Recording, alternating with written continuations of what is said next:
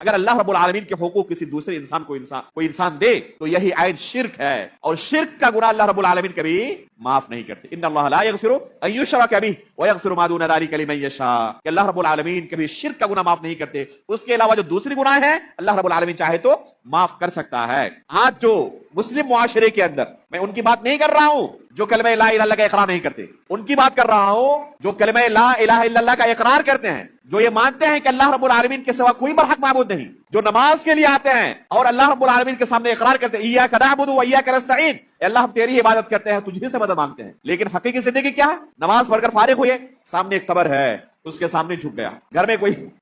بیمار ہے، اللہ رب العالمین سے شفا طلب نہیں کر رہا ہے، فلاں بابا کے پاس جائے گا اور ان کی طرف سے کوئی تعویذ ملے گی جسے کندھے پر لٹکانا ہے، گردن پر لٹکانا ہے، یہاں تک کہ جن چیزوں کے بارے میں اللہ کے رسول صلی اللہ علیہ وسلم نے واضح الفاظ میں شرک کہا ہے، ان اعمال کو بھی انجام دینے سے یہ ہچکچاتے نہیں ہیں۔ من تعلق تمیمۃ فقد اشرک، اللہ کے رسول صلی اللہ علیہ وسلم کے صریح الفاظ ہیں کہ اگر کسی نے کوئی تعویذ لٹکایا اس نے شرک کیا۔ کسی بھی علاقے میں چلے جائیں آپ، مسجد کے اندر نماز پڑھنے والے مصلیوں کا جائزہ لیں، دیکھیں گے کتنے لوگوں کے ہاتھ پہ تعویذیں لگی ہوئی، کسی کے گردن میں اور کسی کے کمر میں تعویذ موجود ہے، اس لیے فلاں بیماری سے جوجھ رہا ہوں، فلاں بابا نے دیا، اس کے اندر کوئی غلط چیز نہیں ہو سکتی، وہ کوئی غلط عمل نہیں کر سکتے۔ حقیقت میں اگر دیکھا جائے ان تعویذوں کو کھول کر تو کیا نکلتا ہے؟ مدینہ طیبہ کے اندر دعوتی امور انجام دیتے ہوئے، خصوصاً بقیع الغرقد کا جو قبرستان ہے جہاں پر پوری دنیا سے لوگ جاتے ہیں زیارت کرنے کے لیے، اور وہاں پر صحابہ اکرام کے زمانے سے آج تک لوگوں کو دفن کیا جاتا ہے، تقریباً 10,000 صحابہ اکرام کی قبریں ہیں، زائرین جاتے ہیں اور وہاں پر بہت سارے بدعات و خرافات کو،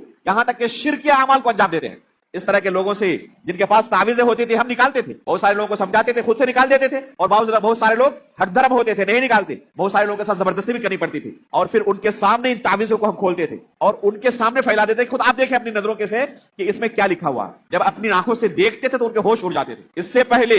جنہوں نے تعویذیں دی ہیں ان کی نظر میں انتہائی مقدس پیر ولی بزرگ کی حیثیت، لیکن اپنی نظروں سے یہ دیکھ لینے کے بعد اس تعویذ میں کیا لکھا ہوا ہے، اگر توحید بالکل ختم نہ ہو گئی ہو تو وہ بندہ کبھی بھی اسے برداشت نہیں کر سکتا۔ کتنے لوگوں کو زارو قطار روتے ہوئے دیکھا، وہاں پر بعض تعویذوں کے اندر واضح طور پر فرعون کا نام لکھا ہوا ہے، حامان کا نام لکھا ہوا ہے، نمرود کا نام لکھا ہوا ہے، بخت نصر کا نام لکھا ہوا ہے، ابو جہل کا نام لکھا ہوا ہے، جو اس دنیا کے اندر سرکشوں کے سردار تھے، کفار کے سردار گزرے ہیں، ان لوگوں سے ایک بندہ کیا کر رہا؟ اپنی مصیبت سے نجات طلب کر رہا۔ اگر کسی کے دل میں توحید موجود ہو تو گوارا کر سکتا ہے، اسی پر اس نے زندگی کے کتنے ایام گزار دیے۔ یہ آج معاشرے کے اندر شرک کے اس طرح کے اعمال بھرے پڑے ہیں۔ وہ معاشرہ جو اپنے آپ کو مسلمان کہتا ہے اور ہمیشہ اس کی زبان پر شکایت رہتی ہے کہ اللہ رب العالمین کی طرف سے ہمارے اوپر مدد کیوں نہیں آتی، کبھی اپنے اعمال پر بھی ہم نے غور کیا کہ ہمارے اعمال ایسے ہیں کہ اللہ رب العالمین کی طرف سے ہمارے اوپر مدد آنی چاہیے؟